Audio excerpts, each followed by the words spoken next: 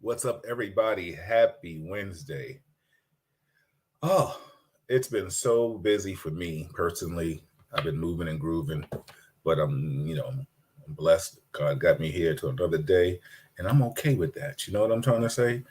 But this is Real Talk Chronicles. I'm your host, Bill Forster, with my co-host Kevin Branzetti tonight, and we're gonna chop it up. We're in here for 1 hour, and we're gonna give you the best hour that we have, and that's the beautiful thing about this. So we're going to talk about what's happening. There's stuff that's going on.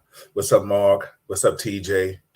Um, oh, wait a minute. What's going on? What are you talking about here? Okay, there you go. Vera with the great last name. TJ, my guy. Mark Rose is in the building. So let me run down the sponsors while Kevin is doing what he's doing. Sponsors, the Deadly Arts of Survival magazine. They have a new edition for this magazine. It's the number one martial arts magazine in the country right now. I am in one of the editions. I think it's the second edition or the third edition. I am. You can find it at Amazon. They have a new edition out, My Jiu-Jitsu Family. They have a big spread on them. Also, it's done by Ingram Taxes. Don't forget Ingram Taxes. If you still need tax help, please reach out to Ingram Taxes. You can Google them, find them, check them out. Also, Reggie Wells Quality Speakers. Definitely, you can get them for $85. But if you mention Real Talk Chronicles, you can get them for $75. Melba Wilson. Got to shout out Melba's Restaurant in Harlem. Frederick Douglass. Every Sunday at I think 4 o'clock. It's like a block party. You would love it. Trust me. We had a ball. Malika and I had a ball. With that being said, talking about parties too. Can't forget Row House this Saturday. We're gonna be off the chain. Trust me. Hey, Stefania. We got to mention Leon Ellis, my man, my brother. Chocolat Restaurant on 119th Street, and his clothing line, Harlem Underground, which you can get online, harlemunderground.com. And last but not least, Soft Illusions Art Gallery. They're doing their thing. My wife and my mother-in-law are doing their thing. So with that being said and saying all that, let me bring Kev in so we can say hi to Kev, see how he's doing, and let's get it on, baby. Good evening, Bill. Good evening, everyone. I'm doing well. Summer's here. I'm enjoying some summertime, extra time with the kids, and having a good time. And I see you were doing your little hula hooping. Okay, all right. Yeah. I saw Stefan. You already put that in there. Uncle Kev, you gotta teach me how to hula hoop. Yeah. I was like, okay, well, listen. Hey, nothing beats a try but a fail. You know what I'm saying? You was trying and you did your thing, bro. That's it. I got very little shame. I don't care. Listen, I'll try anything, and it's all good for a laugh. It's good for all the kids, right? That's it. So, Kev, let's get right to it because we don't have that long. Let's get to what we left off. I don't know if Pastor is going to join us tonight. He has the link, but let's talk about the 90 shots. We can talk about the insurrection. Also, too, did you see the new thing about now law enforcement and not getting doled for marijuana? NYPD. Yeah.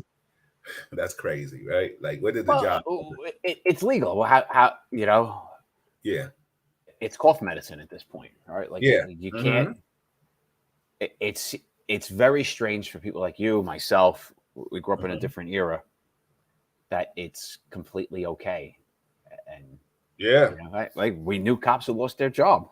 Yeah, right. We knew. We also, you couldn't get on the job if you smoked marijuana before you became a cop. Yeah, how crazy is that? How crazy is that? It has changed a lot. A lot of things have changed. Everybody was talking about. It's so funny that store clerk. Oh, Pastor Graves is coming in. That store clerk that stabbed that man on 139th. That was 2 blocks from my house. Pastor Graves, what's going on? Hey, how are you, gentlemen? I'm good. How you feeling today? I'm good. On the streets of the boogie down. Yeah, well, we're glad you could join. So, we want to get right into it too, man. Kev, how you doing? Kev, he said, how you doing? Oh, he's muted. I'm doing well. I'm doing well, sir. Okay. Glad to see you back. 2 in a row. We're both on. This hasn't happened in a year. Yeah. Wow. Okay. Yeah, he was going. No, I'm out a lot too now, Pastor. It's not. I'm not. It's not picking on you. It's not a shot at you. It's a shot at us. Yeah, absolutely. So with that being said, what's up, Michelle Garcia, 4-star in the building, maybe? Let's get into these 90 shots. You want to show that video? I'm trying to find the best video of that because there was a long one, and I know you or Chuck or somebody had texted it to me. Mm-hmm. I'm trying to Google it and find it, but it's not. I'm not getting a good. No, so you got to give me a moment. What did Blake say? Blake said, "Please talk about the latest video from Uvalde, fellas." Oh, you want to talk about that one too? We'll get that one in too. Well, I mean, I'll be very quick and blunt with that one, right? Like, I thought we learned from Columbine years ago, right, Bill? We were taught as cops in the academy, right? Isolate and contain. If you got a shooter somewhere inside, you isolate them in there, you contain them, you bring in the bigger guns, the SWAT team, and everybody else. And Columbine changed the way police departments reacted because if you're waiting, kids are just being murdered, and you can't sit there and wait. You know the sad thing about that is that, Pastor, and I'll bring you in on this too. The sad thing about that is that we take an oath to protect and serve, and we're not Clint Eastwoods, but the bottom line is kids are involved, innocent people involved. No matter if the kids are innocent people, but I mean, that's our job to protect and serve. Like, listen, we go to the danger, we don't run from it. And I don't need anybody to tell me, well, you line up on this side of the wall if that person is shooting and doing this, whatever. I know what to do. You know what I'm saying? Let's just go find this guy, and to lose that many people, one person is too many, but to lose that too many people, and then you see these guys in the hallway, just it was almost, and you and I would use this word tacking up, and it's like I don't know what we're waiting for. Pastor, what's your thoughts on that? This is the 90 shots, or we're talking about in Texas. Oh, they just Uvalde, Texas. Yes. Yeah. Yes, that was a concern for me. I believe there's still an investigation, correct? Yes, but I think they leaked the video of inside the school of the gunman just walking around like he was shopping, and then they just showed the police department in the hallway, like just kind of talking amongst themselves, waiting to get directions for some reason unbeknown to me. Okay, so where's the leadership and the execution of that search? Who's leading that search is what I would like to know.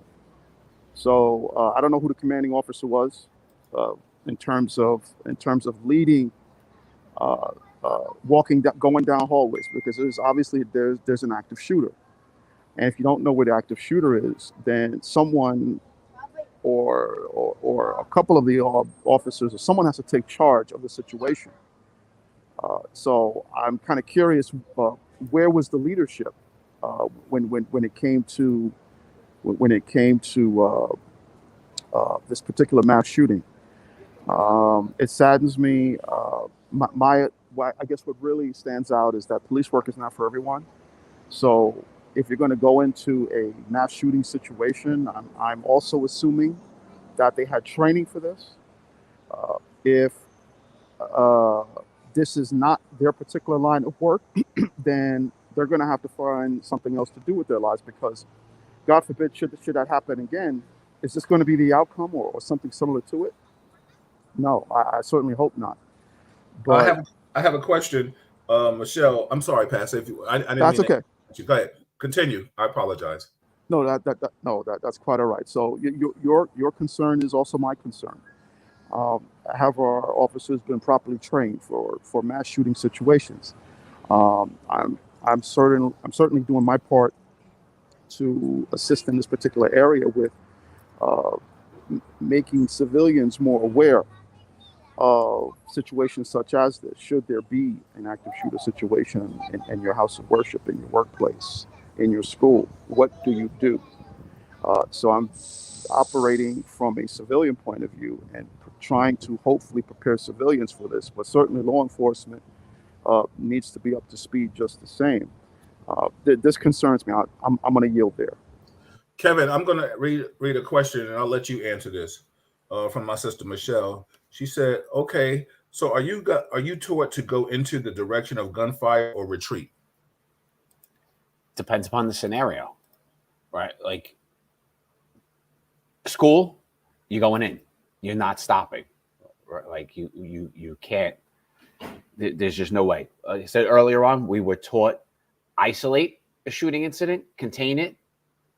But if there's somebody actively being shot, there's only one thing to do. Unfortunately, you got to go in. Now, is there a reasonable, like, I'm the lone foot post and I hear an AK-47 going off in the hallway of a building? Is it a smart move for me to run in head first? No. I'm just going to get mowed down, and might have to wait for a couple of people to show up so we have a little firepower. But for the most part, Bill, we've seen it, right? Cops we work with, we ran towards shots fired. We never went the other direction. I was blessed in my career. I was never involved in a shooting. Right? I walked away from my career unscathed. Yes. Does it mean I would have acted properly in that kind of dire scenario? I can't tell you how good or bad I would have acted, but I could say from experience, the cops I work with, we always ran in the building. Yeah. I'm going to read some more questions, but I just want to read some comments. She said, yeah, one cop using hand sanitizer. Like, are you kidding me? What's up, Paula? Shout out to you. Paula said, they should have all lost their jobs and pensions. Absolutely unacceptable. Now, go ahead. When you're isolated, but though, if you're at that point, and I haven't watched it yet, but if you're at the point where you're in the building, he's in a classroom, and you're not hearing shots, can it be smart to isolate and contain at that point? Yeah. I mean, that could be the right move at that point. But when I enter the building, if there are shots, and clearly once I'm in the building, if there are shots, there's no stopping. Like I locked door, whatever it is, we're getting through that door. I don't care what do I have to use to get that door open? I'll break every procedure in the book. I've never seen anybody shoot a door open, but I might give it a shot at that point. We're going in. So I don't know. So could somebody tell me, while they were standing there, were there shots fired at that point? Were they still being fired? And also, did they have any sort of idea where the shooter was? Because if you're going into a situation, you don't know exactly where the shooter is. Like Kevin said, is it wise to go in blind? Well, yeah. I mean, I think it's there's so many different scenarios here. Let's all say this. Most of the time, we're not talking about the 4th of July or into a school situation, and we hear in the street 4th of July, you hear shots off. You're not thinking somebody's shooting at somebody. You think they're just shooting up in the air. In a school situation, when you've already been informed that a guy's in there with guns, and you hear shots, or you're under the impression that there's an active shooter. He's in there to either kill, take hostages. There's only two things to do when you're going into a school. So I think what alarms so many people from what I saw today on the news is that the officers were in the hallway knowing that there was an active shooter in there. So I think that is what has the world in an uproar. You know what I'm saying? Because the bottom line is we're looking at innocent kids. We're not talking about black on black crime, Latin on Latin crime, white on white crime. We're not talking about any of that. We know that's just messed up in its entirety. What we're talking about right now is just babies, and you got a guy just walking through the halls, and then maybe he's in a room somewhere with kids, and nobody's looking to see where he's at. I think that's what has everybody tight. Correct me if I'm wrong, people, if that's what you're feeling too. People are posting there was shots fired and the kids were screaming for help, crying for help. Right. Yeah. If that's the scenario, Bill, you got to investigate it. Yeah, people need to be fired. Absolutely. Whoever the ranking person on scene, whoever was in control, and that could be the senior person. Yeah. It could be the highest ranking person. It could be a combination. Yeah. If they said, no, we're not going in, and there's shots being fired at kids, I want you fired. And you know, I wish there could be more. Like I think the worst thing, worse than the firing, is having to live with that. That there was something that perhaps we could have done differently. Maybe we could have been a little bit more aggressive in terms of the penetration of the building. And to me, that's what haunts me. Is the would have, could have, should have, and is there something that we could have done tactfully? Is there a different tactic approach we could have used? Because there were children, like you said, Kev, babies, Bill, that are gone, and adults. Right. So what I'm hoping for is a full investigation, and who's ever going to be in charge, I'm sure they will give their department extensive active shooter training. Well, I think that the chief, I guess we would call him, like, I guess the commissioner, I think he resigned. And he had just got that job. He was just sworn in at a private ceremony a few days after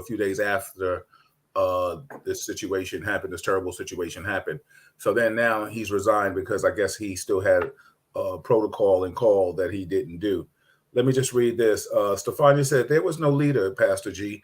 It was a few different branches and everyone's twiddling their thumbs. Paula said, Bill, they need to come to New York City and get trained by, my first thought was 9/11 and how thousands of officers and firefighters went into those burning buildings without hesitation. You know, shout out to everybody watching. This is Real Talk Chronicles. I'm your host, Bill Forster, with my co-host, Kevin Branzetti and Pastor Kevin Graves. And, you know, we're talking situations that are still prevalent and happening today. The news, you know, we don't even want to talk about the insurrection. A lot of cats is coming out, Kevin, talking about your boy. I mean, not your boy. I'm just being facetious. But, you know, talking about 45, throwing him, can you say under the bus or under the bus? You know? I don't care about it at all. No, I know, but I'm just saying. So I always go with, you know, if we're going to keep talking about it, and not work on what's wrong with this country, our gas prices, our bills, our treatment of Afghans, you keep your eye off the prize. Right. They're gonna put Trump back in office and have nobody but to blame but themselves. Yeah, well, you know what's so funny? After what we hear, and I'm gonna let you say, go ahead, Pastor. Go ahead. No. Sorry to interrupt. No, go ahead, please. Mm-hmm. The problem with our country is there's too many Kool-Aid drinkers. If you understand what I'm saying.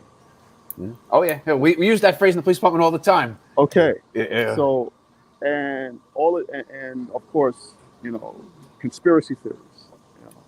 There are people that sit around their desktop computers all day long. They have nothing but time. Yeah, and they're on these websites, and they're looking, and anything that even sounds remotely good or something that they come in agreement with, and it comes from a person of authority, someone that has a doctor or some sort of a judge. Well, no, not a judge. Hopefully not. But it could be a former politician, or maybe it's a current politician, someone whose word and authority has some form of weight. There are people that will jump all over. Oh, you see, I always knew that. Really? So that took place. So what I consider to be a threat to our national security is, number one, white supremacy we're seeing, as we saw in Buffalo. That's one of the threats to our security. And I would also put conspiracy theories in there as well, because as I said before, with the Kool-Aid drinkers, those people who want to fasten on to a belief system or an ideology that can be very dangerous. How do we stop that? How do we stop an ideology? You know, we tried that with Al-Qaeda, with the Taliban. You know, we did a very good job of destroying many bodies and killing. We have killing machines. But how do you kill an ideology? How do you kill a person's way of thinking or their belief system? Very good question. Stefania said, speaking of what's wrong, she's changed the topic real quick, but she said, did you guys see the story about the 10-year-old 10-year-old rape victim that had to go from Ohio to Indiana for an abortion? I sure didn't see that. That's crazy. That's really crazy. Pinky said, do you think we will ever be able to stop the purchasing of these weapons? Children are being killed due to the power that be not have a heart. Do we have to wait until it happens to them for action? Let me tell you something, everybody out there. These young people are killing just because. No reason. Like they're disrespecting each other. I there's so much intel that I'm sure Kevin and I get that I won't say too much online about it, but I'll just say, please be careful. The one thing I will say, if you see individuals riding on a scooter and then you see two, please rest assured that they're probably looking for a prey. You know what I'm saying? People, they're going back to the little stupid crimes of robbing a person's wallet and cell phone, and they're jumping off a scooter with guns right now. So please be careful when you see these multiple people on one scooter or your cars, or you're near a car. Make sure you roll your windows up. If they think you're a prey, they may try to do something to you. So I will say that. Paula said they say chicken is going to be $18.99 a pound at the end of this month, and beef $25. Well, I guess I'll be a vegan, a vegetarian. So I don't know. Well, maybe I'll split it up in for the whole week. Wow, that's crazy. What's up, Colin? Shout out to Colin's in the building. So, Kevin, do you have any footage on that thing? Because I want to get into that. Yeah. Okay. So everybody, please understand. This is Real Talk Chronicles. That's Kevin. A quick thing of looking at the 10-year-old story. I don't think it's true. Oh, I didn't even know. So I did a quick look of fact checking websites, and they can't verify it. Okay. Stefania, if you got the story, send it to Kevin. Because stats. He went straight into stats now. He's it just when you hear it, a 10-year-old got raped and then went somewhere to had to go to get an abortion. It doesn't sound. It sounds a little far-fetched and happened too fast. Right?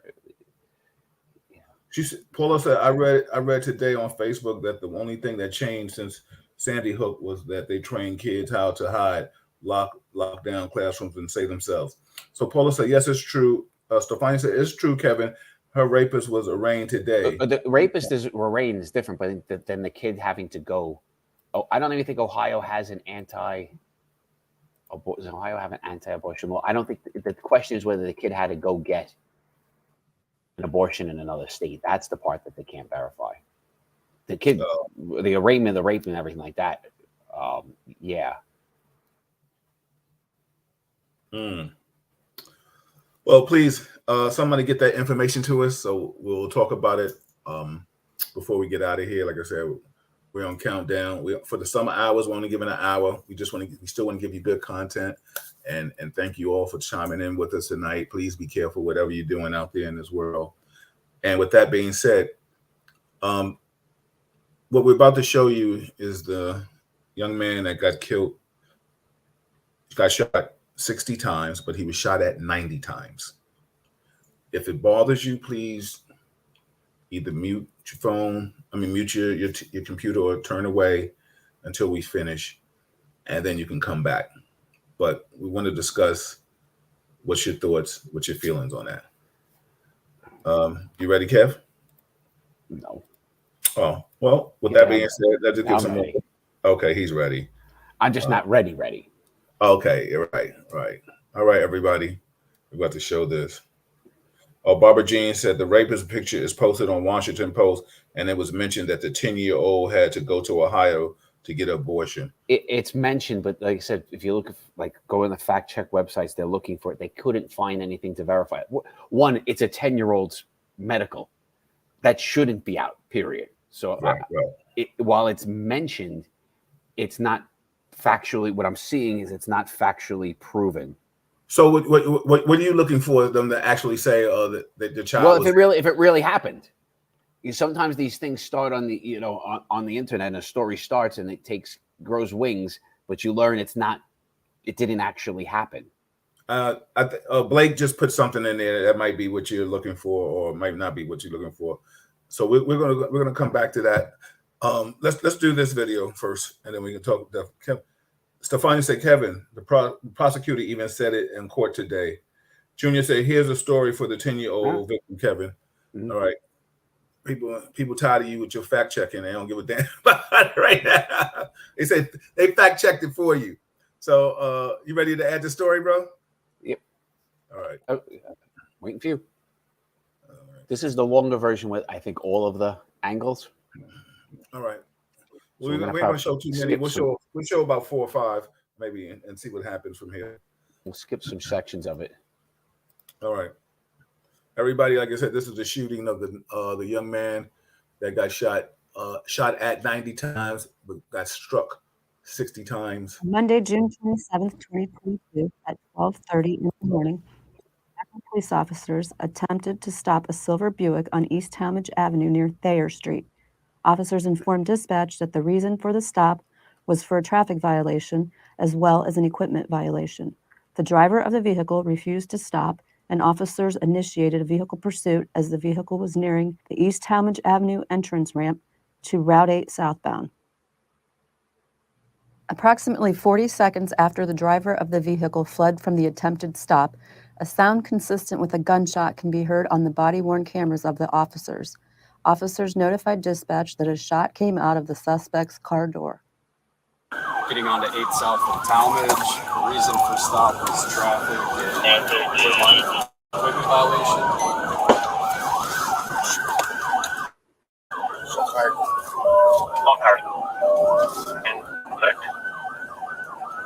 One shots fired. That vehicle just had a shot come out of its door. At the time of the sound, a flash of light can be seen along the driver's side of the suspect vehicle.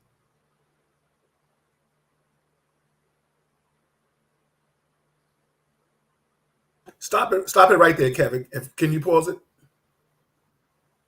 Yeah. Now, I don't know if anybody saw the little flash of light that they're talking about. I really didn't see any flash of light that alarmed me. Either. And let me just say this, from my personal feelings of this is a very persuasive narrative. So there's you're also talking about a camera that's very far away from the car. So if it was seconds before this, Bill, when this car is about where the police car is now, you can see a little bit of a flash of light. Now look, that could be a glimpse on a camera. But the one thing is that because of the distance is picking up, or it could be reality. But clearly the cop says he saw the shot, right? But to our knowledge right now, before we show but to our knowledge right now, there hasn't been any information that says that the gun had been fired or there hasn't been any rounds found, right? So let's put that out there. Well, they found the gun. Yeah, but I'm saying shot. Gun. It wasn't shot. Yeah, they found a gun in a car. They didn't find a gun that was shot. Yeah. You see what I'm trying to say? The gun wasn't shot. Yeah, I don't. Yeah, you're right. I haven't heard. Well, yeah, yes. I haven't heard of the lab report of whether the thing is shot, and I'll look it up while this is playing. But even that, does that really tell you? That means the gun was shot 10 minutes before there, 10 hours, 10 days, 10 weeks. That's all they could tell you. They can't tell you when. Bottom line is they can't tell you when on a forensic. We're talking about somebody speculating. No disrespect to the officer, saying that he saw a flash. I don't know what that flash is. I'm looking at the video, and this is from his body cam, and I don't see anything that makes me feel like I was shot at. I don't see, no officer has. He never says he was shot at. He says there's a shot fired from out the window of the car. Okay. He actually doesn't say he's shot at. Okay. And he's calm, and he's very calm saying this, right? Like, right? There's no panic in him at this point. But okay, so stay with me. Like I mean, if I'm a lawyer, I'm eating that up. So you're saying that you saw a flash. You said somebody shot. So if a person ain't shooting at you, who they shooting at? But that's what it's saying to you is that what it's the cop is saying. The guy's got a gun. He's in pursuit. Guy with a gun. He's fired a shot out the window. Okay. All right. But at this point, like I said, he's calm. And as we learn afterwards, there is a gun. Yeah, but see, that's just like saying. Well, but I'm saying it's not like he's saying he heard a shot and then no gun was ever recovered. Yeah, but see, the thing is, the gun hasn't been shot. That hasn't been fired. To our recollection right now, just because you have a gun doesn't mean you that you got shot at. No, I'm not saying that at all. All I'm just saying is he said it's got shot. Okay, look, is there a flash of light? Yeah, but like that could be his headlight reflecting off the guy's rearview mirror, side mirror. I am not going to tell you from this video that's definitely a shots fired. Like right. I'm not. That. But what right. I'm going with is he said it. We've heard other times, and like cops says the guy had a gun, and there was no gun. There's clearly a gun here, so I got to give him that much, and he's calm. There's no panic. But okay, when you say he calm, like what does that mean to me? To it you? It means he's got better concentration because he's not. When you hit fear, panic, tunnel vision comes in. You start to see things. Your vision's not as good. When you're calmer, you have a clearer perception of what's going on around you. All right, let's play this video because we can see some. Go ahead. Because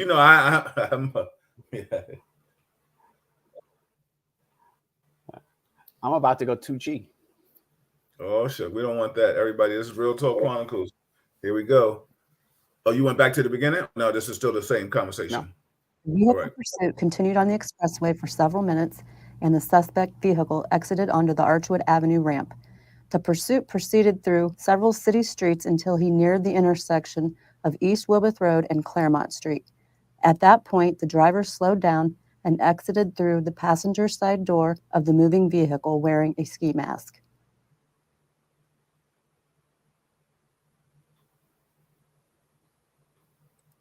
All right. Well, now that's the second thing that's going to get your attention, right? You got the ski. You can see the ski mask. You see the ski mask. That's crystal clear, right? That part's crystal clear. Yep. So now we have a pursuit, a shot being fired from a car. No. You can't. But the cop's point of view, right? You can't say that because then you're saying that as that's facts. It hasn't been facts yet. It hasn't been proven. So you're leading RTC people to think that there has been shots fired from a car. It hasn't been proven yet. So just say that a gun. This is what an officer said. I'm not calling the officer a liar. Yeah, I'm just saying that it hasn't been proven yet. No. All right. No, the officers put over, and more importantly, to the other officers, there's been a shot fired, right? Like they're in a different car. All they've heard is the one cop say, pursuit, shot fired. Guy gets out of the car wearing a ski mask. We don't hear that. We don't hear that over the radio. We hear that as this person is narrating the story. So no. It's your visual see. You see, it's fact, right? It's seen. I'm saying that the other cops with shots fired, they're told by their fellow officer that this person fired a shot out the car. Okay. There. Mm-hmm. And now the guy gets out, jumps the curb. So what was the call over the radio? The original call is just as a traffic stop. It's a traffic infraction, refusing to stop. He's following behind him as he's going behind him. He's putting it over the air, letting dispatch know, letting other officers know, I'm following this car, refusing to stop. So it's a refusal to stop on the traffic. So we have a person of interest. So then, and then exactly there's what they've done. No, so this is not like he's a suspect in a robbery that just happened, and they're following. This is regular getting pulled over for a traffic violation. Okay. Yeah. The truth is, if this guy would have put his gun under his seat and just pulled over, And if you had a legit, there'd be a whole lot less that would have went on in this world. See, that's actually a good question, because then right. at what point in his thought process where he said, okay, I got to get out of here? Well, what's so funny? Kevin is right when saying that, but and I'm not speaking for anybody that has a legal gun, but the thing is, maybe a young guy is just thinking like, yo, I got a ski mask, I got a gun. Take the ski mask off. No, I'm not saying that. I'm not trying to say that. I'm saying he has all this thing in there, and if he starts moving assertively, before they pull him over and they looking at him through the mirror of the car, or from the back window, he got nervous. Maybe he just got nervous. I'm not here to judge the crime or what he did. I'm here to judge the shots, because the bottom line is, if he's a criminal, then he's a criminal. But it still doesn't mean he got to get shot 90 times. That's where I'm at with that. He could have just done 3 armed robberies. I don't care. Or he could have just delivered medicine to his grandmother. Right. The pre-thing doesn't matter at this point. The matters today is now facts. All right. Yeah. So we have him jumping out of the car. Right. Ski mask, gunpoint. 2G. The suspect fled from the vehicle on foot, turning and facing officers momentarily. He continued to run, evading arrest. Officers attempted to safely take the suspect into custody by deploying their tasers. Pastor, we're going to talk about that taser thing. You and I had that. Yeah, that's. And the suspect continued to flee on foot. As the foot chase reached the nearby parking lot, the suspect stopped and quickly turned towards the pursuing officers.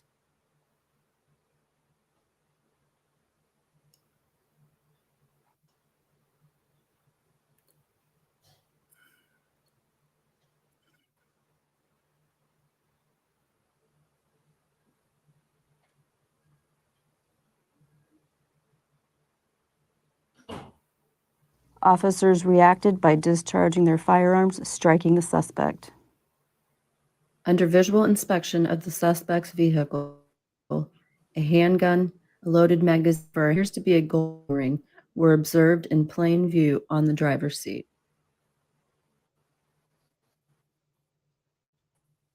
I will also admit, when I first saw this, I'm like, that's odd.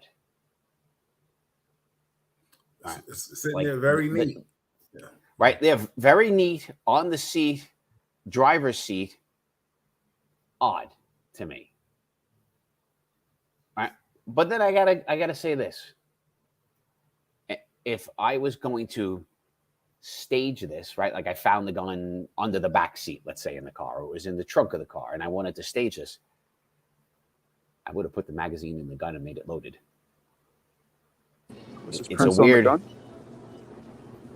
It's going to be rare, Pastor. Prints on guns is rare. The surface of a gun doesn't hold prints well. You could take my service gun I've had for almost 30 years, and you might not get a print of me on there.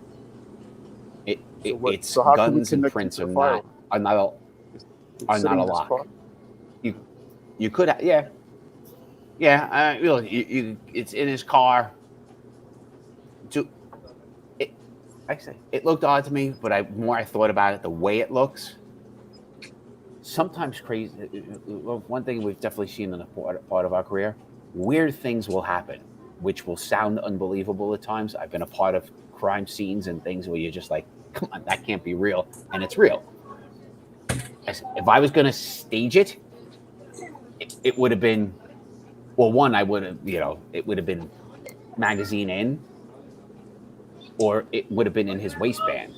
That, it looks odd to me, but if it was a stage thing, it's a bad. So you're saying it looks a little too neat? It's weird. It's weird that the gun was left there on the seat. Right? Did he at one point put it under his leg, under his butt while he was driving? I've done that. And then when he decided to jump, he jumped. I don't know. I can't tell you that. All right. But he did clearly gun in the car. What I have a hard time with the first part of that video when they show just clips is actually seeing the guy turn back around towards them. Look, there's a serial number crystal clear on Body-worn that. Sure, cameras it's do being not traced. provide a 360-degree or three-dimensional view. We will now play 13 body-worn camera videos. We're not going to play that all 13, but we're going to play enough. I mean, a It's tough to couple. watch. Nah, I let one or two. Yeah, maybe two or one. Or maybe even just one. Yeah. A little bit.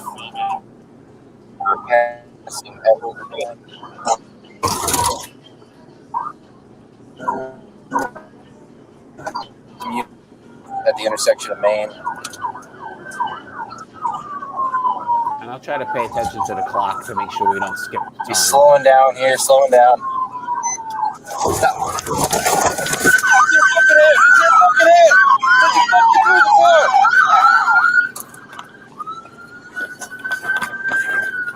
You fucking move! Don't fucking move! Don't fucking move!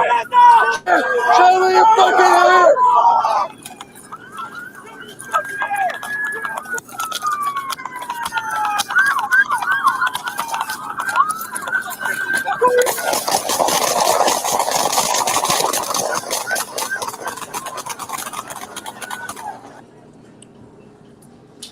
Hey guys, what is? I tried doing some research on this.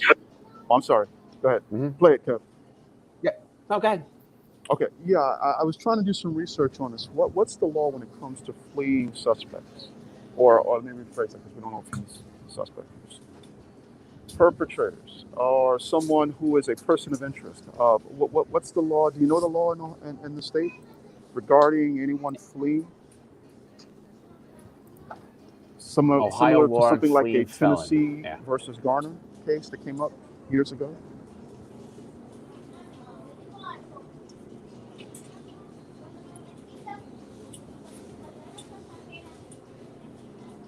Back to 2G. There's a difference. No, I'm. Go ahead, Kevin. Go ahead. It'll take me a little bit of time to look up. Look, as you mentioned last week when we came on, New York State used to allow shooting a fleeing felon. Right? It used to be. When you say that, I guess that's hard. I don't know. Yeah, you say that. I mean, I got a pretty high score in law. I don't ever remember that. You know, a fleeing felon.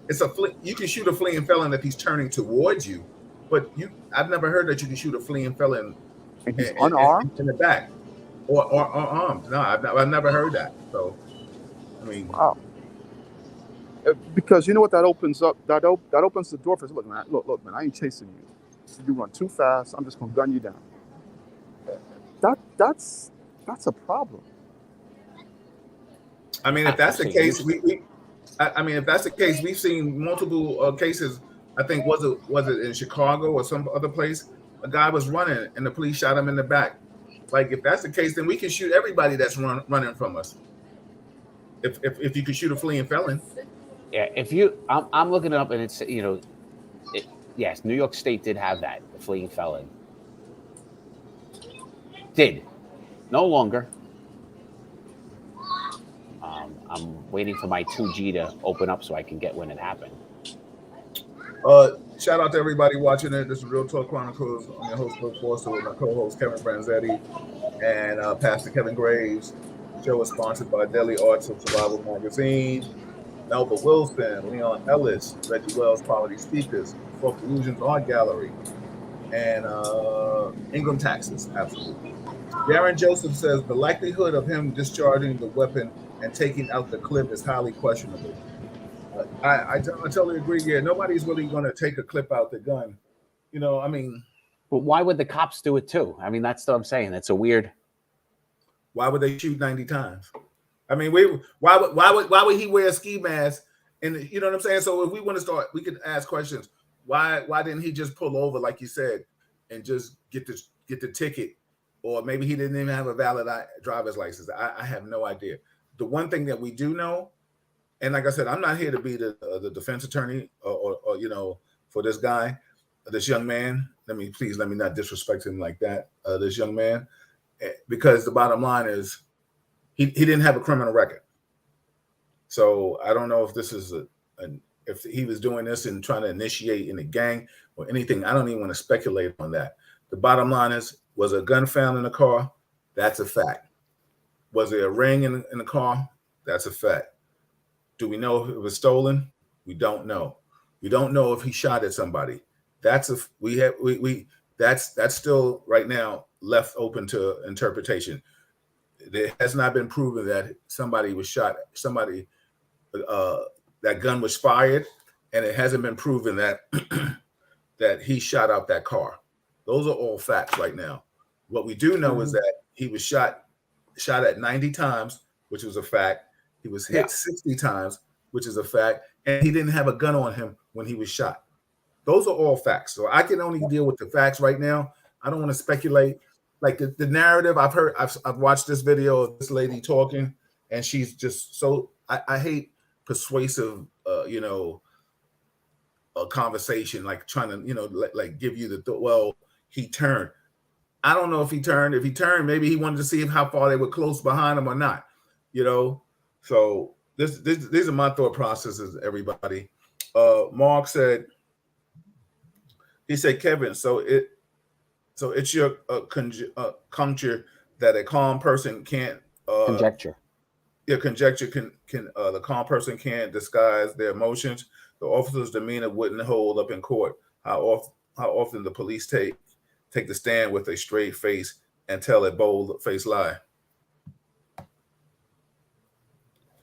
Not that often. I don't, But I look, I'm only telling you what I see on this guy. Yeah, Bill, not that often. It's incredibly rare, actually. But every one of them gets discussed and talked about. Look, all I'm going with is what we're showing and what we're seeing. If you're saying that this guy was intentionally hiding his emotions, now we're really, Well, you just said stretch. I think Mark is just questioning. You said he was calm. So I mean, if he doesn't sound calm. You brought up the emotions. So I'm just saying, you brought up the emotions. I brought up the way he sounds, and I'm not going to try to speculate saying he's hiding his emotions intentionally is kind of a strange statement, and I don't know how else to respond to that. It's just a strange statement to me. I gave what was there. Did he talk calmly on the radio, giving up the descriptions of what's going on? Yeah. Well, Kevin, let me ask you a question. Have you and I worked with people? Have you and I been on this job long enough and heard different people give over pursuits? Some are calm, some sound like maniacs. Some sound like they're dying. And and then what do we do? We rag them when we get back to the precinct and be like, "Yo, dude, you act like you was falling off a cliff. You act like King Kong was in your ass or something." So we've ripped people for less things, and all it'll be something that wasn't even in their vicinity. You know what I'm saying? So, just because this guy has ice water in his veins doesn't make him good. Doesn't make him that he's accurate on what he's saying. It just means that he's calm. That's all that makes. It just makes it he's calm. So let's play the rest of this, and then we can get into this dialogue, because the bottom line is, I want to get into, before we get out of here, I want to talk about these 90 shots and 60 shots and what people feel about that.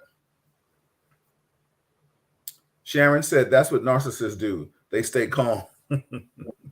Tell them, Sharon. I don't know what that has to do with this. Sharon must have known. Does Sharon know this guy? She's declared him a narcissist. Talk about taking a stretch. Come on. Now we're getting silly. All right, here we go with this.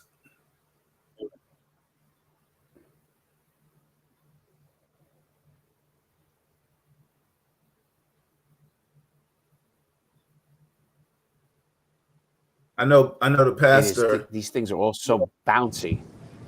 Yeah, I know the pastor definitely wants to talk. Him and I took the taser offline before, so we'll talk about the taser and then talk about. They're just shooting. We don't have to show any more videos. We don't have people down the ground. But the bottom line is, people look it up for yourself if you want to embark in this. The bottom line is, they shot this guy, shot at him 90 times, and he got shot 60 times. So, Pastor, what's your take on it? And Sharon replied to you. She said she got a psych degree, so y'all can have your own little. I don't know what that has to do with this. So, if she thinks that having a psych degree or 10 psych degrees, she can declare him a narcissist from that video. Come on. Mm-hmm. So, Pastor, what's your take on the fact that they shot 90 times at this individual, this young man? Well, they're going to have to answer for those shots. They're going to have to answer for 90 shots. And I believe he was struck 60 times. So they're going to have to answer for those shots, and they're going to have to answer for the alleged shot that came from his vehicle, because apparently that came up as well. So I'm sure there's going to be an extensive investigation. I'm troubled because of the number of shots that were fired. What came to mind was Amadou Diallo in the vestibule of his building many years ago. I always say I was there that night, which I was, yeah. And so I'm very careful, and I want to be fair. I want to be fair. Not look. Let me make. And Bill, you and I had this conversation. Right. Black people commit crimes. Okay, yeah. I'm gonna say it again. Black people or people of color commit crimes. Not every single shooting is unjustified. However, we have to understand the history of police brutality. We have to understand the history, where it comes from. And I'm sure in your academy training and in my civilian academy training, we touched on the history of the police department. And I thought it was very good. I enjoyed my short, was 12 or 13 weeks condensed civilian police training, and it was outstanding. And I recommend every community partner, or even just a civilian who doesn't have a role within the police department or as a community partner or liaison, to get that training, to go to your local police department and get that necessary training. And when we look at going back to the history, there's a lot of us, people of color, who are dealing with trauma, who grew up in the Jim Crow South, who understand what police brutality looks like and feels like. So we have to understand when we hear about something like this, there's a raw emotion that comes from many of us. There's a raw emotion. And when we hear about this without having done any sort of investigation or have accumulated all of the facts, we automatically, some of us, we come to the conclusion this was wrong or this was unjustified. So I want to be fair, as always, to members of the police department, but 90 shots is a lot of shots. I can't defend that. I can't defend that. And I'm sure, again, there are probably some people within the department that said they're gonna get you over those 90 shots.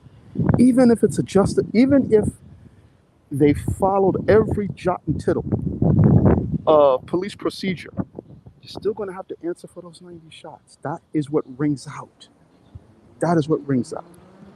So I feel for Mr. Walker's family.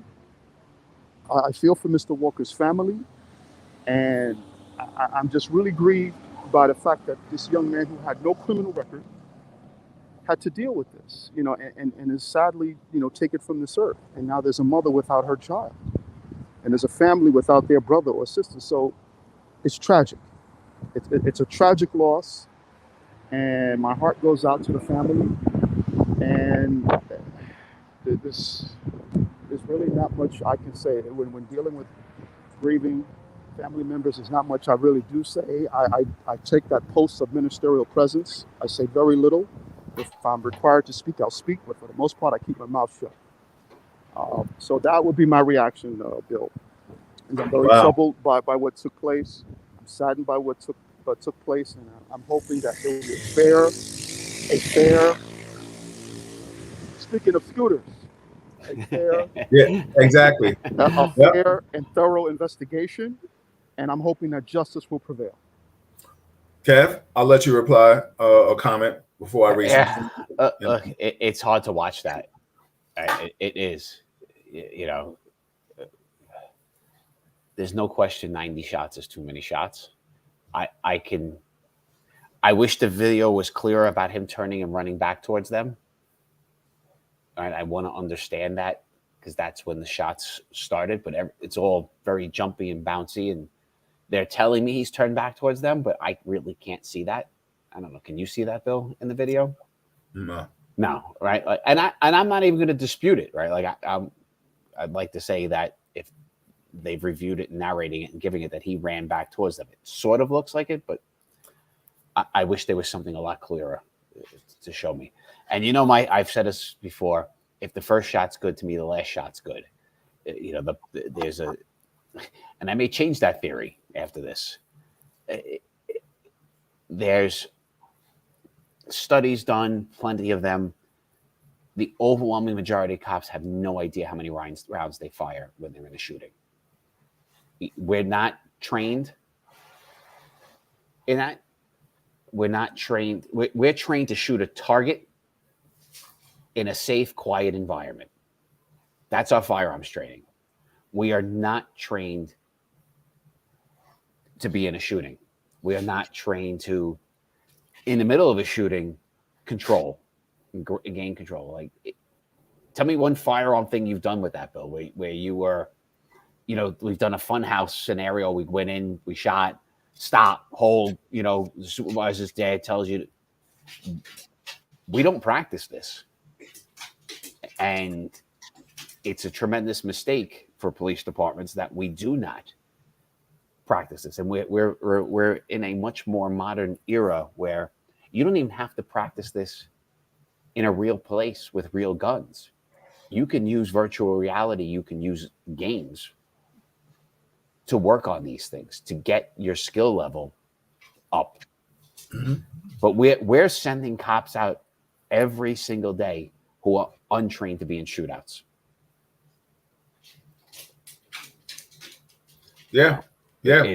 It's and we're all waiting, you know, for that training to change. We're waiting for, you know, the Kevin, have you ever been shot at? Yeah, a couple of times before I was a cop. Kevin was a thug. No, let me stop. No, let me stop. No, yeah. I think my brother Cozell, he agreed with you on your statement with that. Let me just read back some of the comments that were said. So I don't want nobody to feel that we didn't recognize and understand what they said. Paula said, it's amazing how people of color are always being shot with extremely violent ways, and shooters have shot up places like Tops and Buffalo, or even what happened in the school in other states, and walk away scot-free, arrested. Mark said, Kevin, you declared he was calm. Where's the hula hoop? You might need to shake it up again. Are you telling me his voice didn't sound calm? I didn't just declare it. I mean, we all listened to it. If you could tell me it sounded differently, fine. Right. Darren said, Kevin, she did not. But I will get the hula hoop out. Darren Joseph said, Kevin, she did not say he's a narcissist. She simply said that the behavior was narcissist. Yeah, no, but it's not. Being calm is not a behavior. Doesn't make you a narcissist, right? So if I'm being calm right now, Bill's being calm. Well, Bill is a narcissist, but you know, you can't just say because the person is calm in a 10-second clip, he's a narcissist. That it doesn't fit. Yeah. Sharon also said, how do you have no emotion after killing someone by shooting them 60 times? She also says, and to find out that they did not have a gun on that person. Kevin, those are signs of some issues. Just saying. Which I'll let you reply to that. I can't. Signs of what issues? We saw a cop in a pursuit giving over descriptions. I'm not buying into that's a sign of anything, or you can make any sort of assessment. He could be a good guy. He could be a complete racist pig for all I know. I'm not. You can't make an assessment on that. I'm sorry. You know. Mark said, Kevin, multiple shots are never what true professional officers are taught. They're not taught. That's the point I'm getting at. So I think that's what Pastor Graves is talking about, how they have to answer for 90 times. Mhm. Because the bottom line is to be shot one time and say, oh, I mean, let's keep it 100. Real talk. That's what we do right here. Yeah. If he was running and somebody shot him one time and said, I thought, and nobody else shot, it leaves wiggle room to say, well, what did you see? Because you're the only one that shot. But everybody else, because Joe shot, everybody, Frank, Tom, Dick, and Harry, everybody else shot. And then they embargoed him with 60, they shot at him 90 times. What did you see that made you shoot 90 times? And we've seen this before in police shootings where it's But wait a minute, contagious. We don't see it at a guy that's in a school. Nobody said. Now you know who should have got shot 90 times? That son of a gun in 100%. 100%. Right? He should have got shot 90 times. I'm not arguing that with you. I like that. But he didn't get shot 10. Yeah. Yep. You see why especially people of color are so like yo, the dudes that's supposed to die at 90 bullets and 60 shots, they don't. It's the dude that don't have a gun. Not to say that he's not a criminal. Let's take that off the table. Yeah. But We're talking about look, Bill, we had lots of pursuits. Absolutely. I loved pursuits. Right. And we would train differently. We worked differently. We did everything by just outnumbering and outmuscling everybody. All right. It was pursuit, gun. I can't tell you if I don't think I've ever run with my gun out. We didn't do that. Right. Like now, I've also never been in the scenario of following a guy in a car, believe he fired a shot, guy gets out of the car wearing a ski mask and starts running. Like I've never been in that scenario either. Okay, but the thing is, right? So I can't tell you if it was me if I would have fired at him for turning back. Right? I'll argue the first guy who fired at him may be justified, but yeah, there's no way this looks. Like I can't look at this and not get disgusted by watching that many rounds go and the chain reaction. But what we did though, we did lots of foot pursuits. Guy would get stolen car, guy gets out and runs. I mean, we're off chasing, and it's going to be a gang tackle, right? There's going to be elbows and knees thrown. Going to get scuffed up, going to get cuffed, and we're going to put them in the back of the car and high five each other and have a good laugh later. Yeah, I mean that's how we were, we were taught. Listen, man, I was working with you one night. I don't know if you was in the OP or you was in another someplace, and we pulled over a car. Dude got in the car, and the windows were tinted like those TLC cars, but the window was cracked where I could see his eyes. And I saw him go down. I had my gun out. I saw him go down. I could have shot. I was justified because he dug down, right? I opened up the car. He's stashing the drugs under the seat. I said, yo, dude, I could have killed you. You know what I'm saying? Like I really could have killed you. Yeah. But see, the thing is, we live in a different climate now where people shoot and justify why they shot instead of and I'm not telling, to each his own. Everybody has a split-second decision to make a decision. But I see a lot of times when, like we always say this, you never hear. You can tell me all the stats you want about white people getting shot more than black people, but you never hear white people getting shot this many times as black people or Latin people. You can't tell me that. You can't tell me that. Well, I have to research it, but yeah, I'm not gonna. This is a lot, Bill. I can't tell you otherwise. I can go into we're not trained properly to do this. It doesn't mean the training would have changed this. Could one of those two of those cops look? There's a lot of reasons why you have the secondary, tertiary, fourth person firing and unloading their gun. One that's that thing they covered. You and I know. It could be You and I were running, Bill. We both saw the same thing when the guy turned around. We both thought it because we had in our head he's got a gun. He turned around and we both started shooting. Or but I could be reacting to your. The other is I could be reacting to your shooting. My partner's shooting, so I'm shooting. Right? And that's the thing that they've done to justify a lot of shootings. And then there could be hero mentality. I want to be. Bill's already fired all of his rounds. I'm going to start firing mine, so I could be part of the. I'm the hero. I shot the bad guy too. Right, like the cowboy. Like there's so many things that could have triggered the next sets of rounds. Pastor, what did you think about what Kevin just said about hero, different reasons for shooting? What do you think about that ideology? I'm sorry, I was multitasking. I heard it, but I didn't hear it. Are you folding laundry? Memory? Yeah, we get. I'm actually getting something to eat now. Oh, what you gonna get tonight? Nice. Yeah, you ain't share. Okay. Oh no, I'm not cooking tonight, so I ordered some pizza. Oh, okay. Yeah. So no, what Kevin was talking about the different mentalities and reasons of shooting, because the one thing we know the NYPD came up after people shot more than one officer shot. They came up with I forgot the terminology of if Kevin shoots, I shoot, then Pastor Graves shoots, then it's because like reactionary shooting. Yeah. BS. It's just another way to cover everybody's ass. Then Kevin said the hero mentality. If I shoot, then I want to. He wants to shoot. You know what I'm saying? Because a lot of times, we people do things. You don't hear about. What's sad is that you don't hear about Kevin shot and then Bill didn't, or you didn't hear about Bill didn't shoot and Bill shot and Pastor Graves didn't shoot. You don't hear these scenarios. We just hear like if Bill shot, Kevin and Pastor Graves shot. There's several cops here who didn't fire. So how many cops you talking about on that scene right there? Yeah, there's cops here who didn't fire. Not everyone of them fired. Well, listen, you tell me if this 8 officers shot, right? To my knowledge, you carry 15. What is it? 15 rounds. and 1. 15 and 1, right? You do the math on that for me. 15, 16. 6 shots, 6 people. It takes 6 people to get to 90.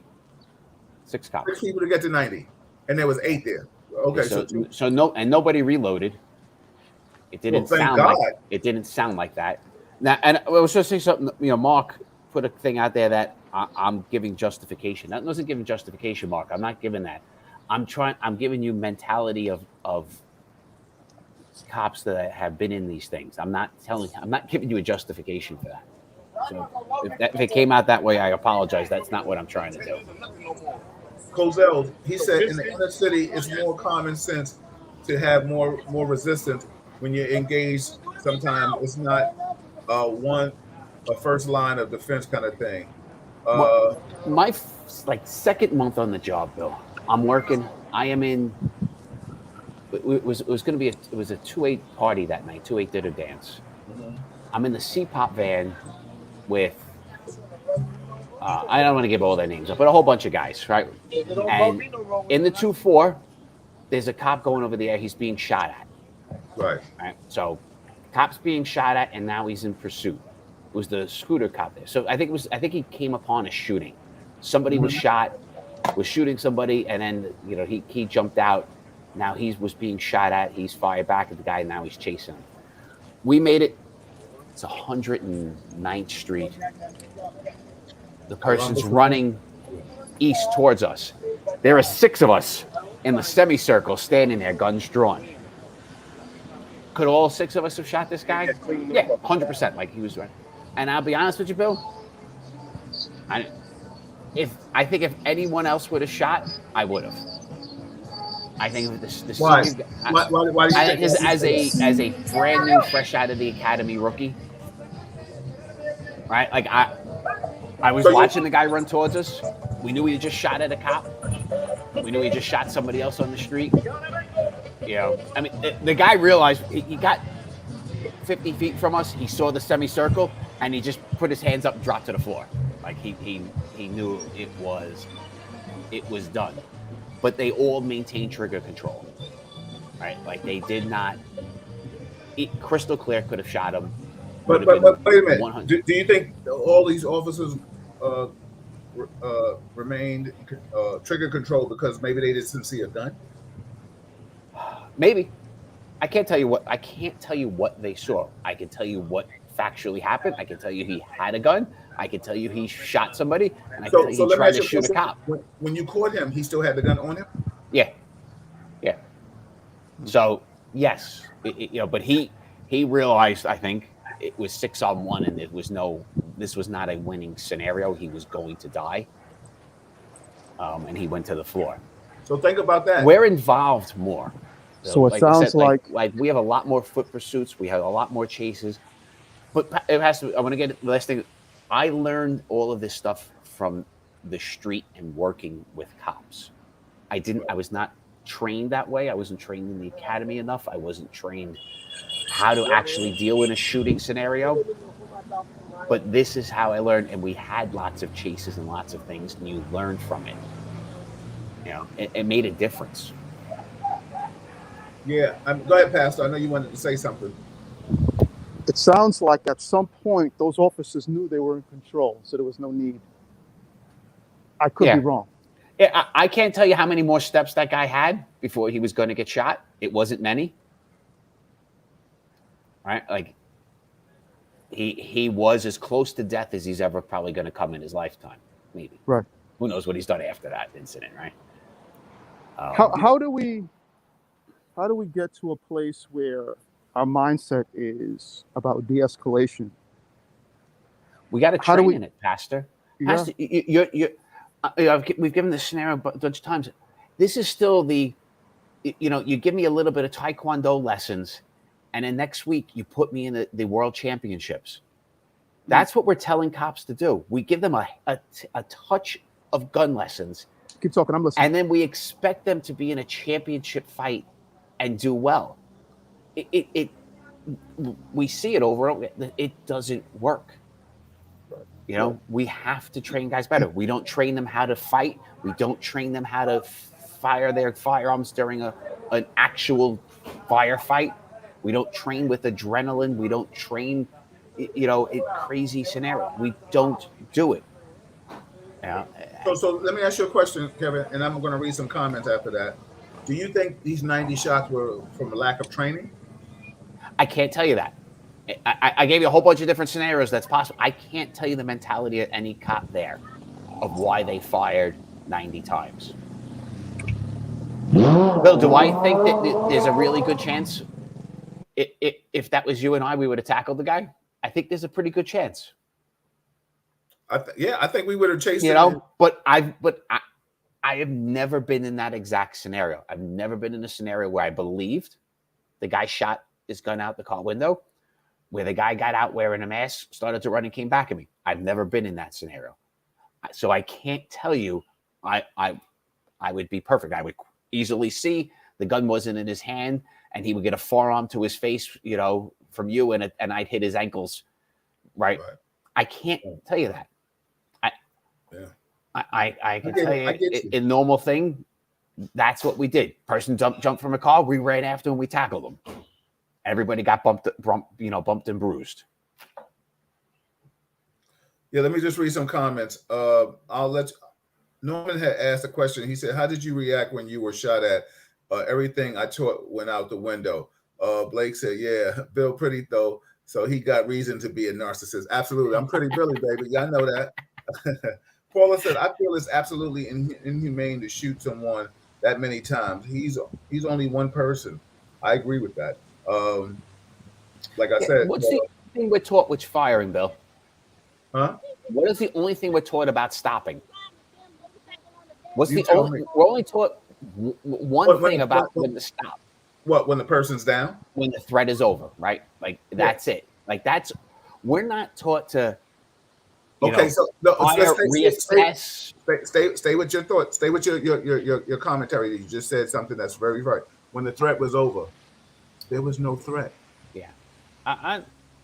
No, I'm just talking. I got you. I'm just going. I know you're talking about. Our training is so minimal. The only thing we're trained to do about stopping, and really, Bill, and you've said it before, we're trained to shoot until they're dead. Exactly. But Kevin, Right? Kevin, the one thing I want you to do is that what you're saying is not wrong, but I just want you to equate it to this scenario, because the bottom line is you're giving theory, but it's not theory to this, and you don't want to you don't want a Monday morning quarterback these guys, but this is what we're doing right now. Yeah. That's what we do. Look, You know I think we all had a different thought. If that guy turned and started running back at him, and the one cop fired 3 times, and the guy dropped it, and that was the end of the shots. Now would we have then looked at that this as guy, okay? Say what? Say it again. Would you have accepted? So here's that scenario again, right? Car, shot fired out of the car, pursuit, gets out of the car, ski mask, starts to run. Why he turned back towards them still baffles my mind, right? Like there was, don't know. But you said you couldn't see that, so I can't dispute it. Look, I'm the look of it. He looks larger, so that tells me he's coming closer, right? Like as a figure, he went from this to this. You know, he's getting bigger, or they got closer, right? He's coming back. I haven't heard any dispute of that fact. So I'm gonna have to go with that for now. That he's coming back. If one cop fired 3 rounds, the guy dropped. I just want to ask you a question, because I just want to make sure that I'm hearing what you're saying. You're thinking that he was running away, and he turned back and ran towards them. Is that what that's what they're explaining in this. Okay. That is absolutely what they're explaining. He turned back towards them. I could probably find the spot. You know where it's even written. You know the what is this, Akron PD, whoever representative is who created this video, puts that on. Not only just says it in the narration, says it. They write it out, and I'll get to the part where it's you get to that. I just want to read some more comments. What's up? Shout out to my man Lenny Ingram in the building. He said, "I hear everybody talking. The bottom line is all over the country. The cops are killing. If you are black and you run from them, gun or no gun, they are going to kill you regardless. This is a message saying we're not going to play with you. We are going to kill your ass. It is a lot of hate out there, especially in law enforcement in this country, and that's facts." Sharon says, "We need to stop thinking that cops are above biases and or psychological issues. They should be more probing questions." Norm said, "This is a different time where thugs are having guns that they don't know how to use them." Sharon also said, "A flat effect is concerning." Cozell said, in the cities, it is more common sense to have more restraint. I think I read this earlier. When you're engaged in something, it's not our first line of defense. Mom said all that, but you can't give a true reason why one black man should shot 90 times. How many times did they reload? It's never justified, Kevin. Sorry. Sharon also says, "Let's tell the truth. The mentality is that the black man is a threat to society. This is why this is occurring, in my opinion." She said. Paula said 8 officers shot her. Lenny also said, "Times were different then, but today the hate in police departments all over the country have created this now." Mark said, "Kevin, I get what you're saying, and I apologize if you think you're condoning this. Behavior. The academy should do more. Absolutely. I just can't think of a time when it's cool for the SOP to shoot 90 times." Yeah. I'm with you on that. And going to, I think it was what's Sharon's comment about the psychological. We've saw that all the time, though. They don't do enough with that. We've gotten very soft. Yeah. You want to Pastor? Yeah, Pastor, what are you doing? Can you mute him? Yeah, I'm sorry. Let me mute. I'm in a store. Sorry, guys. Yes, no worries, sir. Mute yourself. So, like here's where it says it right on there, right? But in the academy, we're soft on people. It should be old school drill sergeants. We should be screaming in recruits' faces, and we should have instructors of all different races and sexes screaming in everybody's face. Mm-hmm. So you can see, can Kevin handle it? Can Kevin handle having Bill Foster yell at me and tell me what to do? I totally agree with you with that. Right, but we don't do that, Sharon. And my another thing with that is complain to your politicians. We've made our police academy soft. Very much so. Recruits can complain. They can sue. Instructors get thrown out for being too mean. Yep. You know, it's a set. But so we're told to be soft on recruits. We're changed. We're not allowed to ask probing questions. We're not allowed to look deep into them. And then we expect them to be what we want. It doesn't work that way. Yeah. But there it is, Bill. It says on there, the suspect stopped and quickly turned towards the officers. Right. Well, like I said earlier in this, when we were watching this video, I said she's very suggestive in her thought and her verbiage. And I don't know what she saw, because I didn't. If he turned, listen, if you tase me, okay, play that. That looks like running towards. If you look at the feet and the knees, right? Like that looks bent, coming towards me, not away from me. Now it could be an illusion. I could be, but to me that looks right. Knees bent, running towards you, not away. That would be a weird bend of a leg to be running the other direction. So, but you know, so funny. I get it, but I still don't get 90 times. You can't justify 90. Bill. No, but Kevin, listen what I'm trying to say. And I'm saying this. You keeping it 100. This is real talk. I don't know your fears. You don't know mine. Yep. Right? But the bottom line is, if you're the officer that said he heard shots, this is what we're all going under the premise, because you said Kevin said shots. We said so. Okay. That that's everybody's mind. We're chasing the guy that shot at Kevin, right? Yep. Okay, so now we're chasing him. He's getting out the car. We're in foot pursuit. Dude is running. You can take out your taser. Boom. First and foremost, ain't no young black man gonna get caught by any white cops or damn near black cops. It's not happening. I'm sorry, Bill. I didn't lose many foot pursuits in my. Listen, dog. You know, you're not catching no young 18-year-old black kid. But trust me, I'm telling you that shit right now. You may catch somebody. It depends. Back then, it all depended on how far the race went. Meaning, if after 100 yards they had a house to pop into and door lock, no. If we're gonna run 4 blocks, I'm catching them. Why? How do you know that?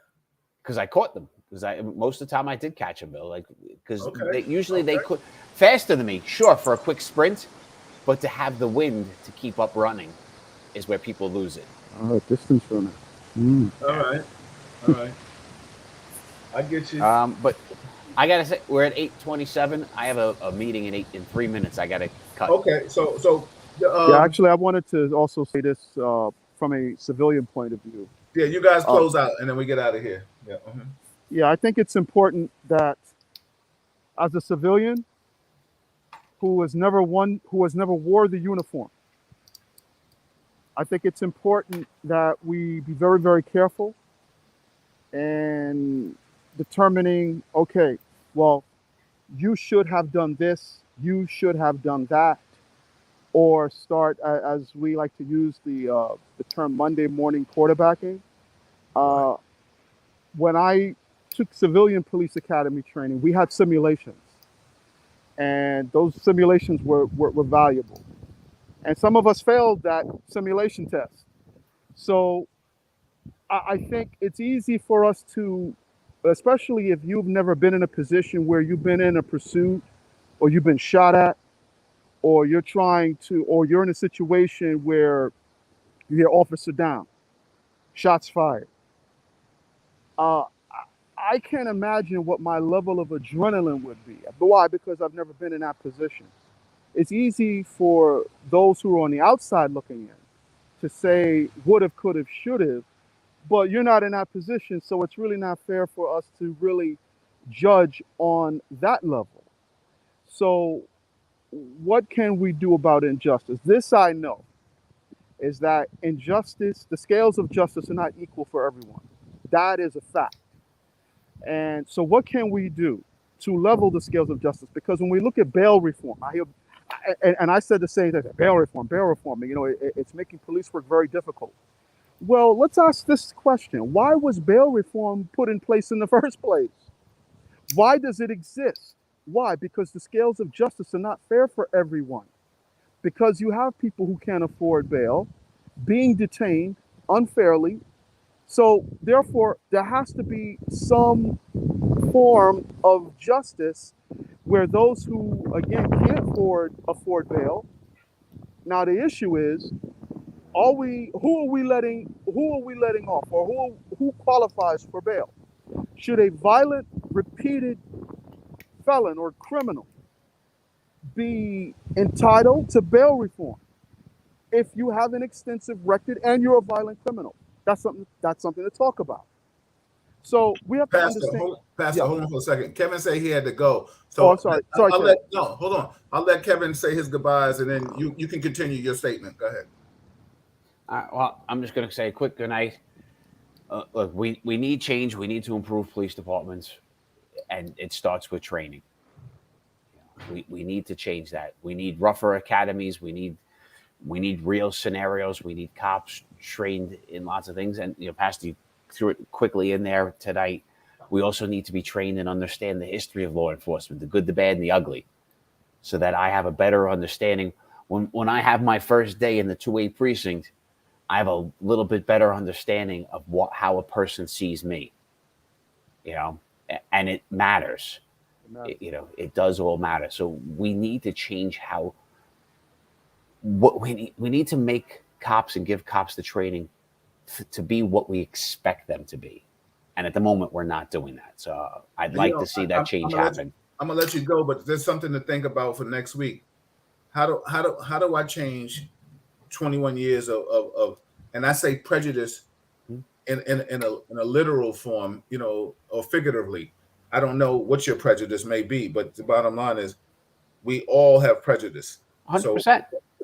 So how do I change that? You come on a job, you're 21 years old, and now you work in a Black community. You never worked a Black and a Latin community, and you never worked around these people before in your life, much less from working them engaged in a store or passing them on a bus or something. How do I change? How do I take away 21 years of that? Well, if you're a racist, you can't change it. And the trick of that is we have to identify them early and get them out of the academy. But Bill, I mean, that partially describes me. Yeah. Right? Well, yeah. I grew up in a white neighborhood in Queens, poor, middle class, low middle class. Yeah. Went to my public elementary school was all white. Yeah. Right? My first day in the 2-8, it was like, looking around going, where am I? Absolutely. I never stepped foot in that neighborhood. In a Black community. Absolutely. Right? I want to ask you a question, Kevin. We're going to save it for next week. Save it for next week. We'll go ahead. Save it for next week. Hold it, because I want to know what you're going to ask them too. So, Kev, go ahead. On that note, good night, all. Practice your hula hoop. Practice your hula hoop. I'll see you later, Kevin. I'll see you. Pastor, go ahead. Continue what you were saying. I'll let you finish it out, and then I'll just read some comments, and then we'll close out. But I want you to finish saying what you were saying in regards, because you were touching on some good points. Because the one thing that, I don't know if this is why Kevin does it. I don't want to say it's because of ethnicity. I don't want to say it's just because he gives Boo the benefit of doubt. But the one thing that I do know, I don't know the people from a can of paint, and I didn't know that individual that got shot from a can of paint. But all I do know is that he got shot at 90 times, and he got shot 60 times. I know that. Right. I know there's a white man that was killing people in a school, and he didn't get shot that many times. And let me tell you something. I wouldn't have been mad if anybody would have opened up on him 90 times. The people that deserve the 90 shots ain't getting it. The person that's shooting in Buffalo, he got arrested. He put his gun down. No, keep that shit in your hand. Let me shoot at you. You know what I'm trying to say? Give me the reason. Like Dirty Harry used to say. When you feel lucky, punk, you know what I'm saying? Like, it's always the ones, and I told people from the beginning, I'll say it to the end, there is no equality. When they see me, they don't see somebody they're equal to. Mm. The humanitarian side is gone. When they see themselves, it's like, oh, I take him a different way. A crime is a crime. Listen, like we said earlier tonight, we don't see. Kevin can throw out all the stats he wants. It talks about there's more white people per capita, get shot more than people of color. Yeah, okay, whatever. But we don't see white people getting shot multiple times more than people of color. You don't see it. When's the last time you heard a white person get shot 5 times? I don't even think that guy in the school that shot those kids got shot 5 times. You got a man that's unarmed that got shot 60. It seems like when we get shot, it seems like it's news at 11 or news at 6. Absolutely. And what is it about? Maybe that says something about our society. What is it about our society when we hear police-involved shootings? Police shoot unarmed black men. Yep. It speaks to the history. Brother, it speaks to the history of what we've been going through in this country. Right. So when we hear about these things, and it brings about, as I was discussing earlier, a raw emotion, because even if that shooting was justified, let's say an armed black man, right, who fired upon police and got what was coming to him, even that draws an emotion. So again, hold that thought. The guy in Brooklyn that the officer was chasing, and he turned around and shot at him. He didn't get shot that many damn times, and he shot at a cop. Okay. So you see what I'm trying to say? Yeah, it's strange. It's strange, but it's not. And I think when we look at our journey in this country, it's been a violent one. It's been a violent one. It has been a journey where we have not received respect. We have been treated less than human. And to gain respect, I start with this. I don't necessarily need your respect. I could care less. But you know what? What I live by and what I hope others would treat me, because I believe in treating everyone with respect. But if you say, I don't like him because of the color of his skin or because of his religion, I can sleep at night. It would be nice to get respect in return, would be nice, but that's not what I live for.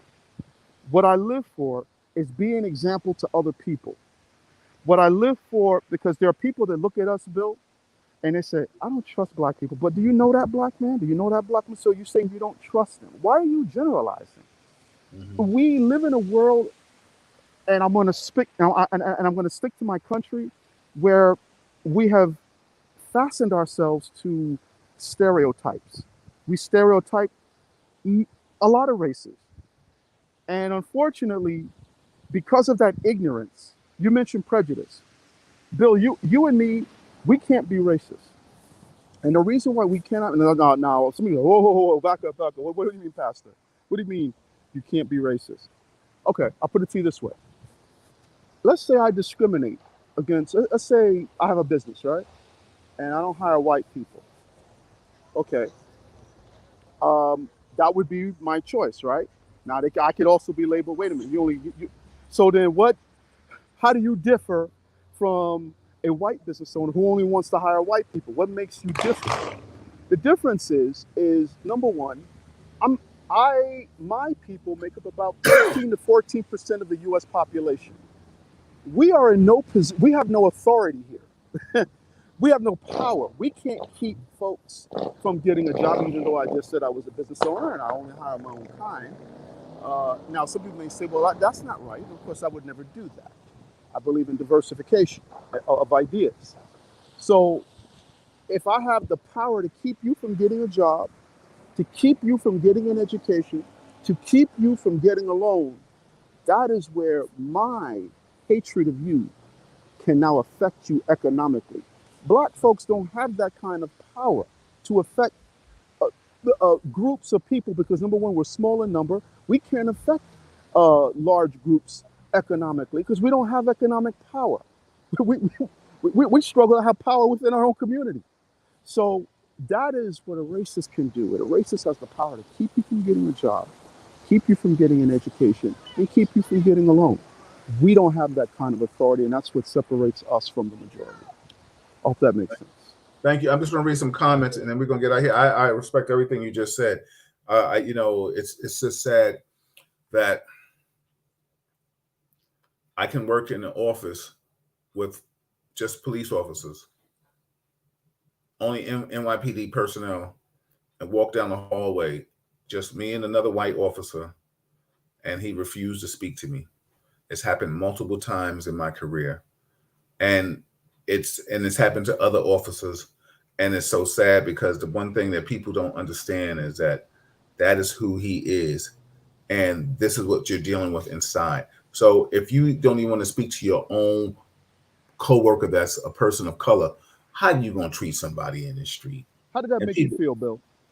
It made me mad. And you know what's so funny? It made me want to say, yo, what's wrong with you? Blah, blah, blah. But, I've learned more and more as I've gotten older that and to be honest with you, I learned more and more as I got into the arts and started meditating more that certain things I got to be a duck. I got to let it go off my back. Let me just read a comment. Eddie said, I totally agree with you, Bill. The equality as human beings for Caucasians officers is absent across the country. Absolutely. You know what I'm saying? That's from YouTube. We like Eddie Vieira, my childhood friend, right? I always call him like my first tier friend. Our first tier, our groups of friendships, we had a melting pot of people. He learned African American culture from me. I learned Latin American culture, Hispanic, Puerto Rican culture from him. I learned Dominican culture from my boy Cooney, like my other boy. So like I said, we had the melting pot of friends.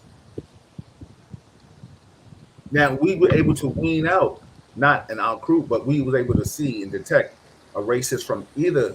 He was able to see it. I was able to see it because Eddie's a very fair-skinned Puerto Rican. But the bottom line is, we've been thick and thieves since the age of what, 9 and 10. So I say all that to say, and we're in our 50s now. So we've talked about it. We can talk about this race stuff. People don't, but see, the thing is, Eddie and I can walk down the hall and we're going to speak to everybody. Pastor, you're going to walk down the hall, you're going to speak to everybody. That man that don't like black people, he's going to walk down the hall and not speak to black people. See what I'm saying? And that's what it is. Or he's not going to speak to. And how do you not? You just walk down the hall, just you and me, right? And you don't speak. Like it's crazy to me. Let me just read some comments and then we're going to get out of here. Because I don't want your pizza to get cold. Yeah. Plus, and also you know where I live, right? Yeah, absolutely. I want you to be careful. Absolutely. Sarah said, let's tell the truth. The mentality is that black men are a threat to society. That's why it's occurring, in my opinion. I read that before. Mark said, Kevin, I get what you're saying, and I apologize if that's condoning the behavior. The academy should do more. Absolutely. I just think it's cool. SOP to shoot 90 times. First and foremost, I always said I want inner city kids. All the time to become cops. Kim said, I heard at least 40 shots hit him in the face, unarmed. If this isn't hate, I don't know what is. Kim also said, I'm afraid of white cops. I started shaking when I was pulled over at 12 a.m. for nothing a few years ago. I'm very uncomfortable. Pulled me over and called for backup. Went to court, judge threw everything out. Lou, he said, they won't never allow it to be equal. Absolutely. Kim said, billions already spent on training. Certain cops do not respect black life, period. They don't know the culture, but they can sing every rap song. That's facts. I've seen it. Sharon said, I'll be here next week. Absolutely. Kim said, facts, though. It's called hate. They've been hating since Jesus. Kim said, facts, Pastor Gray. Paula said, Bill, I just sent you the article on the 10-year-old that was raped and went to Indiana for the abortion. Thank you. Mark said, pass the plate. He said, pass the plate, Pastor. You deserve a collection on the servant. Absolutely. You know what's so funny? with that being said and saying all that, I see you, Pam. What's going on? Everybody, we'll delve into that next week more, the ideology and the mind of the culture Yeah. of law enforcement. I talk about that extensively. I like to, because a lot of times people don't understand how you're dealing with the mentality. I think we all know. Let's just keep it 100. Yeah. The way you feel about somebody or a certain ethnicity is the way you're going to treat them. You know what I'm Right. saying? I mean, a lot of times people lose that common courtesy, something disrespectful and stuff like that. Everybody, this is Real Talk Chronicles. I'm your host, Bill Forster, with my co-host, Pastor Kevin Graves and Kevin Branzetti. The show is sponsored by the Daily Arts of Survival magazine, Soft Illusions Art Gallery, Reggie Wells Quality Speakers, Melba Wilson, Leon Ellis. Saturday, I'm at Row House, 1 to 8 with assorted flavors. If you haven't seen the promo, it's killing. It's hot. It's hot as chicken grease on Facebook. Watch it. It's on my page. Pastor, give us some closing remarks before we get out of here. Hopefully, you can come back next Wednesday. We can catch you in between the hours of 7 and 8, and you can chop Okay. it up with us, man. Well, I just want to say I enjoyed the program. I enjoyed you, Bill, and Kevin, and the comments. And I just want to thank everybody on Facebook and YouTube for tuning in. It's truly been a blessing. I'm glad I had an opportunity to share and to talk about, the issues that people want to talk about. We keep it real talk here, and Real it's a talk all the pleasure. time. Real talk all the time. Some folks may not like what we have to say, but that's okay. Just to quote, We're gonna say it anyway. We're gonna say we're it anyway. gonna say- right. And one thing we've learned about our society, we have yet to learn to disagree without being violently disagreeable. To quote Dr. Martin Luther King so many years ago said it. And it's just great being here. Let's close in prayer. Oh, hold on. Let me just say this. Yes. Oh, for everybody, Dr. Marilyn Court is fine. She was just having phone issues. That's why she Oh, wasn't able to okay. show up Monday. So thank God. Okay. I just wanted to put that out there. Okay, closing prayer. Go ahead, Pastor, please. Yes. Lord God, we thank you for this opportunity to come before you this evening. Lord, we thank you for Bill Foster, Kevin Branzetti. We thank you, Lord, for all the hosts who have added and who have really contributed significantly. Uh, from the doctor to Assemblyman Al Taylor, so many people are part of the Real Talk family who have contributed greatly towards the vision and the mission statement of Real Talk Chronicles. And also thank you, Malika, also for your vision just the same in making this possible. I thank you for everyone who has tuned in, all the listeners who gave feedback, who are listening in. Thank you for your participation. Without the listeners, without those people who tune in, Real Talk would not be possible. So we thank everyone, Lord. We thank you all. I pray that God, as you sleep tonight, would cover you, would watch over you, peace over your household, peace over your family, peace over your workplace. And may God be glorified in each and every one of you. In Jesus' name we pray. Amen. Amen. Pastor, get up there and eat that pizza. Put it back in the microwave or the oven. Everybody, if you watch it from YouTube, subscribe to it. Please, if you haven't watched it from YouTube, go and watch it on YouTube. I'm very tired tonight. My eyes are just about to close. You look tired. It's Yeah, funny. I am. I am FDNY tired. was passing by, and for some reason, it seemed like the truck got quiet while I was praying. Yeah, but that's good. That's a good thing. But Bill, you get some rest. If you're on Facebook, please share it. Let your people know. I'll see you this weekend. If Eddie said I turned down being on PO, not knowing could have been through this personality as a Hispanic growing up in the city. I could have contributed to the misunderstanding of the culture. Absolutely. Everybody, good night. I love you. I appreciate you always for supporting Real Talk Chronicles. RTC, we out, baby. I'll talk to God you bless you. later, Pastor. Later.